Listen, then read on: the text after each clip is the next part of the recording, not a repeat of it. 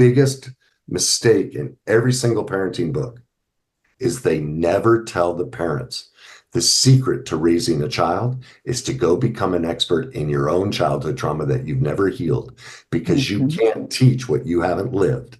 And that's the biggest problem in every parenting manual, is they never address the parent's need for childhood trauma recovery. And so they just pass down what they know.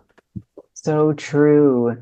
And this is a lot of the problem with, I'd say, a lot of personal growth. And even when you were describing the difference between emotional authenticity and emotional intelligence, I'd say that's part of it too. The authenticity piece is really getting to the root of, how our childhood, it was traumatic, regardless of what it looked like on the outside. It's how it affects you that makes it traumatic, right? Yes. And so that is the important part that is missing a little bit in the EQ. I want to talk to you today about emotional authenticity. So I'm just going to jump right in and ask you, what is it exactly, and how is it different from emotional intelligence? Great question. The simplest way to explain the difference is to think of a puzzle. What's the first thing you do when you build a puzzle? The border, right? Yes, if you're smart, yes. Yeah, in part because it's so easy, right? Doesn't require much effort. But if all you did was the border, would you have the full picture? Not at all. That's the difference between emotional intelligence and emotional authenticity. Emotional intelligence gives you the border. Emotional authenticity gives you the full picture. Look, I wouldn't have a career if they hadn't coined that phrase and made it socially acceptable for us to talk about emotions. So I'm not always the best communicator. When I talk, I get so excited that sometimes I could be condescending. It's not my intent. So if any of that comes out, that's just my trauma that I'm still working on. But their process was based off a schematic of the brain that was disproven before the book was ever written. So that's one of the problems. The other thing is they lightly suggest that if you have an emotional reaction, it might be something from your childhood. Like, they don't give you any process to actually achieve the 4 areas of emotional intelligence that they claim. Well, emotional authenticity, it's simple.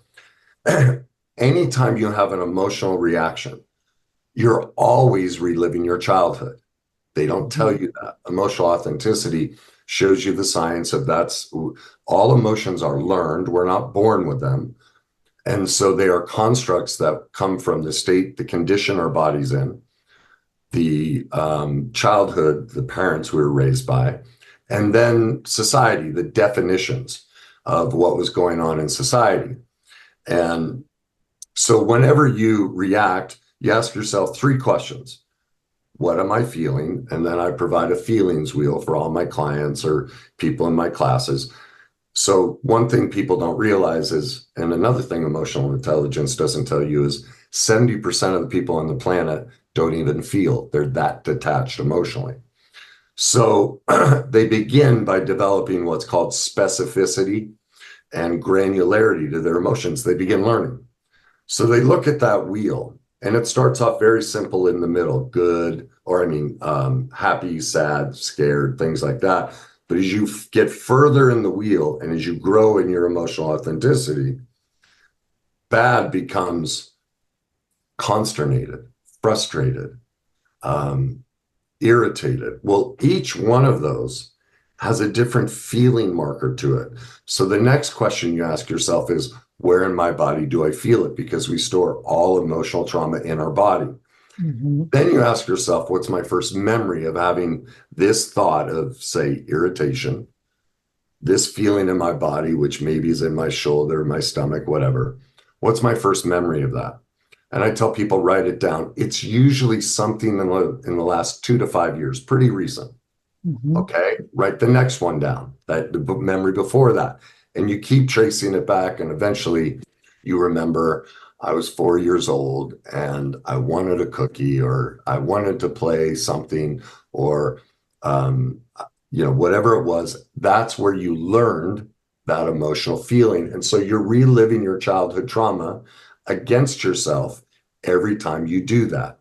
And then emotional authenticity, which emotional intelligence doesn't provide, is a process to restructure that emotional feeling marker. So it stops working, it starts to work for you and no longer works against you, because emotions are basically built off what's called a concept, a simulation, concept, and definition. And so when you have that moment, well, let me say a little bit more. The first 7 years of life, we're in a theta brainwave state. It's which is the same as hypnosis. So all we're doing is downloading the emotions of those around us in the society, mostly our parents. So that's what's creating the simulation, concept, and definition of emotional concepts. So like I use this example. In my house, table manners. If you chewed with your mouth open or talked with your mouth full, my dad went ballistic. So the simulation, concept, and definition is poor table manners means shame, and you're not accepted in this family. Well, somebody who grew up in the East, China or Japan, if you don't slurp your food and if their stuff isn't flying, well, now you're being rude. And so they have a different simulation, concept, and definition for that emotion. And so it's much more involved in that. And there are many other aspects and ways. Actually, on my website, I showed 10 ways in which, and in my latest book, Your Journey to Yourself, I give a complete breakdown of the differences between emotional intelligence, emotional authenticity. Also, the most popular therapy out there is cognitive behavioral therapy. And all that does is suppress emotions. Yet every single thought and action we ever take always starts with an emotion or feeling. So it's a Band-Aid approach. It's not dealing with the real issue. And that's why it's very limited in its overall success. It can be helpful, but you're not dealing with the root cause of your struggle. So I that's a totally short agree with you on the CBT, and that's something that was used on me, a form of it anyway, for years, and it never worked. All it did was it kind of changed my behavior for a time, and then as soon as I kind of relaxed again, I would just go right back to the way I was, because it wasn't changing who I was on the inside. It was just, like you said, a Band-Aid solution. So that really brings me to my next question, and I love how you said that emotions or feelings, they really are feelings because we have them in our body. But I wanted to ask you, you say you become what you feel, not what you think. Can you elaborate on that? Yeah, we've known for decades neuroscientifically that feeling comes a split second, or not even, like milliseconds, before any thought. Every thought starts with an emotional or a feeling reaction. And so that's my frustration in the personal development field. Almost all of it is geared around changing your thoughts. It's a complete waste of time. Even as you're sitting there generating a thought, that thought is happening from a feeling. And here's a perfect example. I wrote about this in my latest book. I was trying to describe this process, and besides just science, because people don't care about, the neuroscience and all that stuff. Well, I went downstairs to make coffee, and because I was frustrated. I I was struggling with the way I was feeling as I was writing it. There was anger in it, and I couldn't get myself out of it. So I'm like, let's just take a break, go make coffee. So I go downstairs, and as soon as I got back up, I went, oh my God, I just did it. So in the book, I shared the story of my journey of getting coffee. I went downstairs and I realized, see, this is what people don't realize. In every waking moment, we're taking in sensory information from all over the place that's creating emotions. So as I'm making coffee, my feet are standing on the cold tile floor. That triggered a memory, and this is where my anger came from. That triggered a memory. When I was a kid, I ran extremely high fevers. And so my mom used to submerge me in ice baths. I hate the cold. produces severe rage. Then I grabbed the warmth of the coffee, which calmed me down, but I saw popcorn on the table, went over, grabbed a mouthful, immediately felt shame and guilt because been working on losing weight. Now I'm feeling that. Turn the corner, head up the stairs, a loud car goes by and honks. Just irritated me because, and then I remembered my dad had a booming voice and would scream out my name, Kenneth, whenever I was in trouble. And my older brother used to scream in my ear when I was asleep.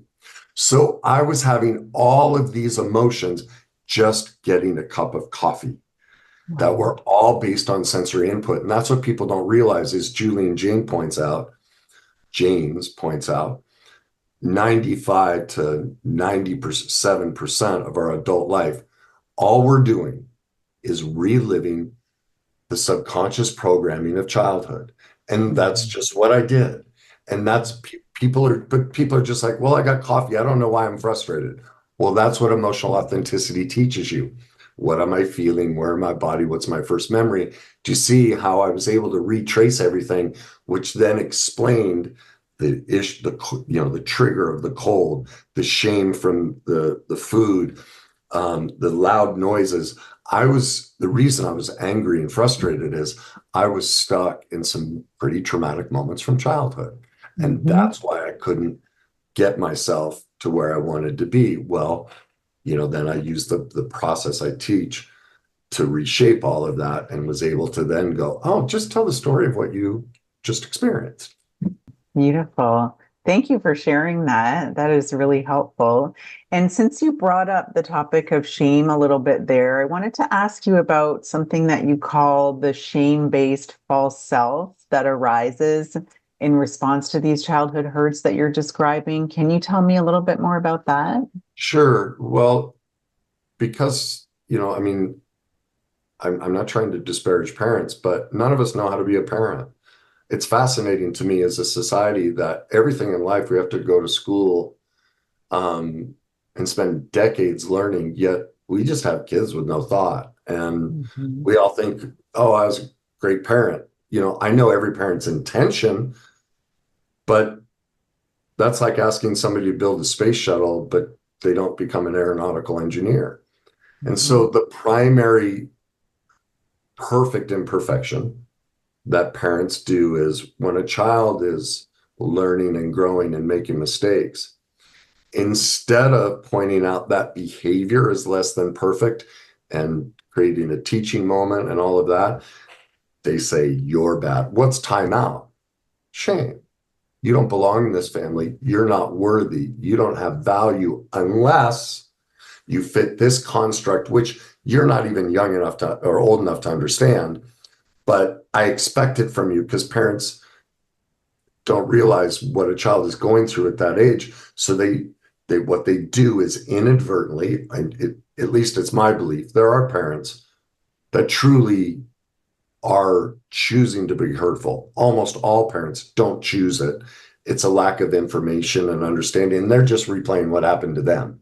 And so they're doing the best they can with that information, but they haven't learned, wait a minute, when my child is less than perfect, my goal is to teach them about the behavior, not shame them as a person. And that's what happens. And so a child learns, wait a minute, it's not safe to be my authentic self. I can't be me, a child who explores. And so the only way to fit into this family structure is to develop this false persona. This is how mom and dad, even if I'm the black sheep, a black sheep of the family, has learned this is how I get attachment. I get in trouble because at least I get attention. Remember, the first 7 years of life, we're not present. And so people think, oh no, I've always been this way. I was born this way. No, you weren't. You weren't conscious of all the different calculations you made based on your parents' behaviors and imperfections, where you went, okay, the only way to survive and get attachment is to become this false self. And it's all of us. Nobody's immune from this process. It's part of being human. And so, like, again, my latest book shows how it happens to all of us and how to find it in yourself and then decide, I mean, maybe you want to stay with those personas. I'm not saying you need to change them, but Mhm. if they aren't working for you, here's the process how. Yeah, exactly. And you mentioned attachment and how essential it is to us. So, as children, we choose attachment to that caregiver or parent over ourselves, essentially. Would We you have to. agree? Yeah, we Hmm. have to. I mean, they figured that out. I believe it was Poland. I always forget the exact Poland, Czechoslovakia, Eastern Bloc country. And they had all of these, oh gosh, I'm drawing a blank on the name, orphans. It Yes. was a big orphanage, and all they did was feed them. They didn't Hmm. hold them, and they all died. And that's when we discovered that there are two things a human being needs. The first one is attachment. We will literally die unless we physically and emotionally attach to another human being. The second thing we need is the pursuit of our authenticity, our own morals and values, needs and wants, negotiables and non-negotiables, and our inherent power. In other words, who we were meant to be on this in this world. Well, as we just discussed, the first thing a child will do at the sign of any trouble is they will deny, minimize, repress, suppress, condone, and justify their parents' imperfections because they have to. If they don't, they will die because they need attachment. The second thing they have to do is drop their authentic selves, develop a false persona so they can guarantee the attachment. And so that's part of the worst day cycle that I developed, which is a bit too long-winded to get into this. My first book talks about that. Um, but that's a process every human being has gone through on this planet. And we're fighting for attachment, but then we live our adult lives in our false self, re-victimizing ourselves in the exact same ways we were victimized as a child. And Hmm. and I want to get this clear. Victimization isn't just being beaten or sexually assaulted.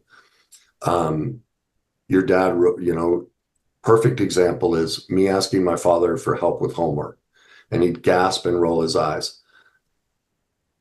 Since then, I've always felt stupid. That's trauma.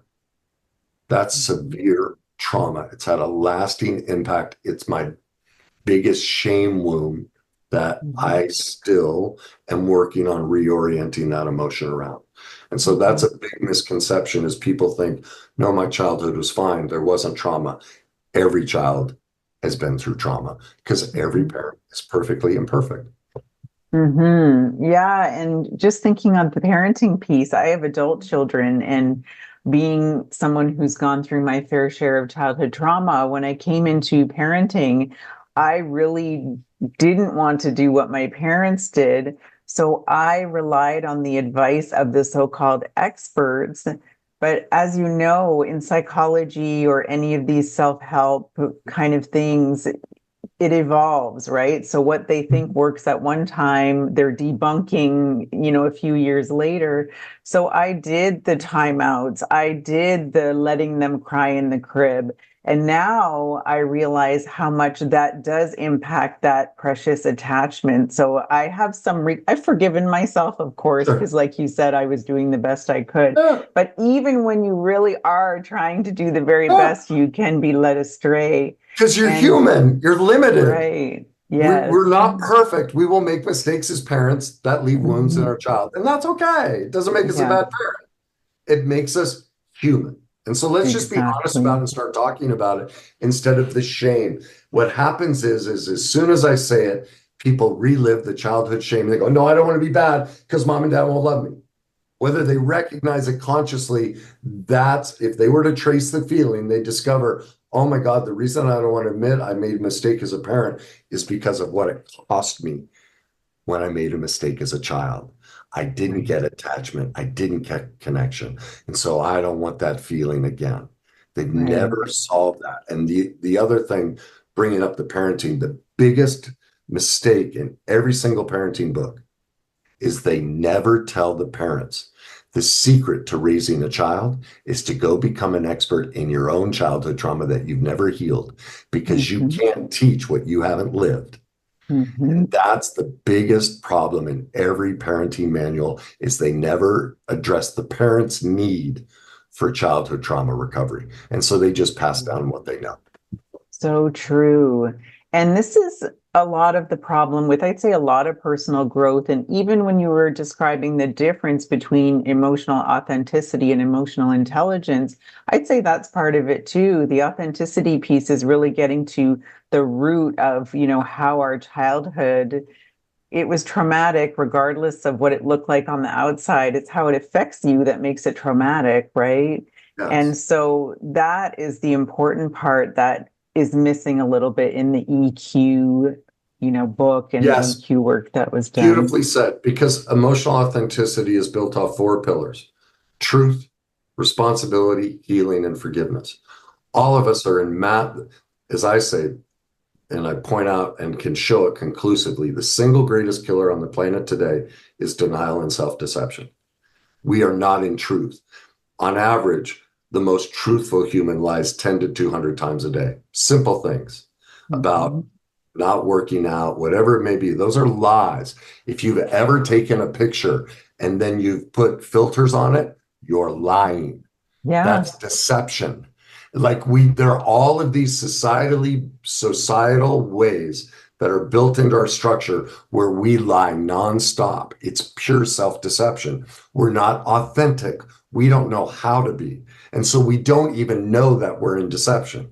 And so the first step is to get into truth. Well, how do you get into truth?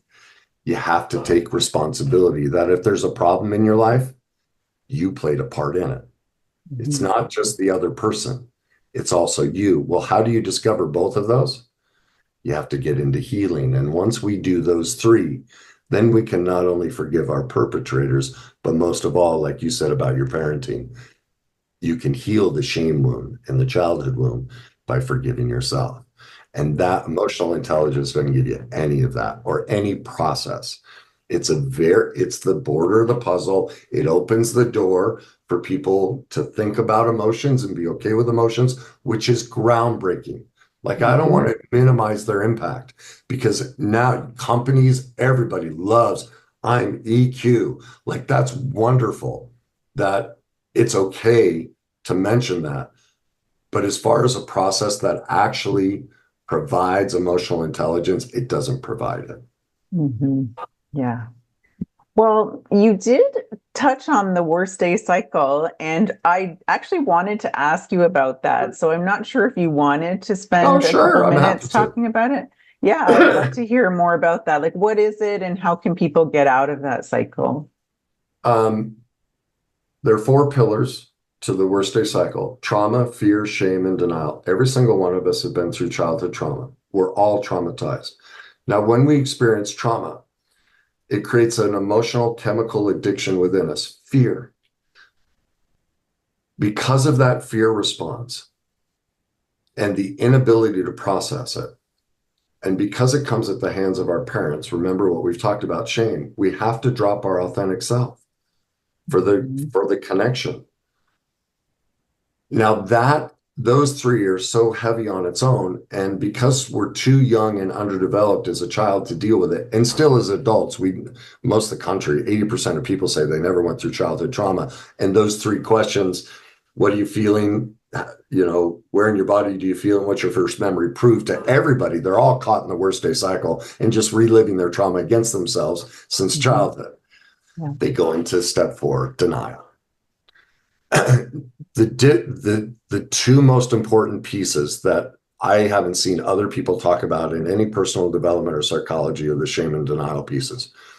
And this is where learning about this stuff really helps you, because what you learn about shame and denial, first of all, with shame, is there are two things going on. For us to heal, for one, we have to get into truth that we developed a false persona as a child. Like, your career tells me your false persona. I know what your childhood trauma is. Like, Mhm. a client of mine is a lawyer. Well, they had no voice. They're always wrong. So they're always arguing for truth. Oh, All right. yeah. Even in my first book, my ghostwriter, was like, well, what's it say about me? And I'm like, you sure you want to know? She's like, yeah. And I said, okay, well, what is it you do? I write books. Who do you write them for? Other people. Right. So what does that tell you? You were not allowed to have your own voice. You can't have your own words. And so Mhm. now, just like it was as a child, you took care of your parents' voice and their words, and now you're just reliving that trauma against yourself. And that's what happens in the cycle. And so that's such an overwhelming truth that I am detached from my authenticity, that I am living in a false persona, but that's only half of it. We have to get into truth. And this is what's difficult about recovery is if I were to let go of these false personas that I developed for attachment, do you see what I would lose? Mhm. Attachment to mom and dad, even if they're dead, even if consciously we're like, well, no, that's the deep ingrained child feeling is, no, don't make me change because mom and dad won't love me if I let go of this.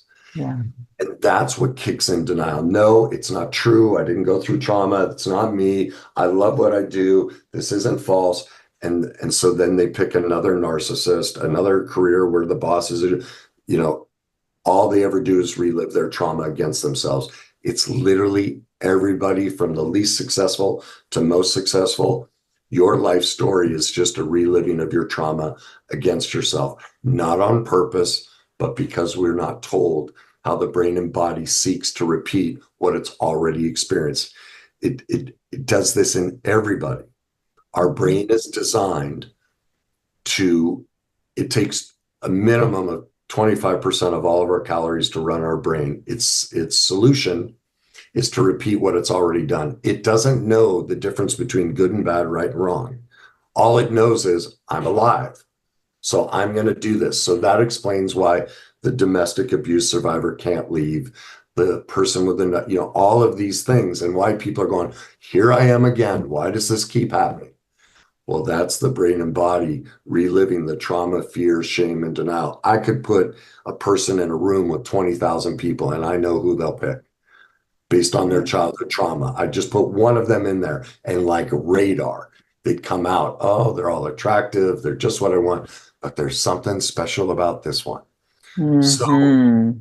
it's much more in depth. That's the basic idea. But again, so you have the worst day cycle consists of trauma, fear, shame, and denial. Its solution is the emotional authenticity method of truth, responsibility, healing, and forgiveness. And that's how you solve it. And so my first book lays out the cycle. My second book goes deeper in it. And then, between my book and my classes, gives you the process to heal it. Beautiful. That just sounds like a wonderful healing modality there. Thank you. And we're coming close to the end. So I wanted to ask you, I'm going to link to your freebie below. So do you Yeah. want to take a minute or two and just let us know what that is? Yeah, it's the beginning process to the emotional authenticity method, where you learn the first three steps. What am I feeling? Where in my body do I feel it? And what's my first memory of this? It also goes in depth on the cycle, so you can start to see, oh my God, he's right. I am still stuck reliving my childhood. So it's an introductory into the opening of truth, to break that denial wall down, which is very difficult to deal with, and just kind of open the door, but get you to finally convince yourself and see by asking those three questions and exactly how to work them. Because a lot of people go, well, I don't have a memory of childhood, or I don't feel it. Mhm. It gives you the process for both of those situations and walks you through, here's exactly how you do it. And so you can start getting into truth. And depending on where you are in your journey, you'll either take immediate responsibility and learn the rest, or you may not be ready, but now you know when you are ready where you can go to take responsibility, begin the healing, and regain your forgiveness. Beautiful. Well, thank you so much for offering that for our audience. And I want to thank you again for joining us. I am so grateful for your work in the world because to me, authenticity is just the most important thing. It has been for my healing, and it's the thing that I really prioritize and I'm still chasing after. So I'm grateful for you, and thank you again for joining us, Kenny. Thanks for having me. I appreciate the opportunity.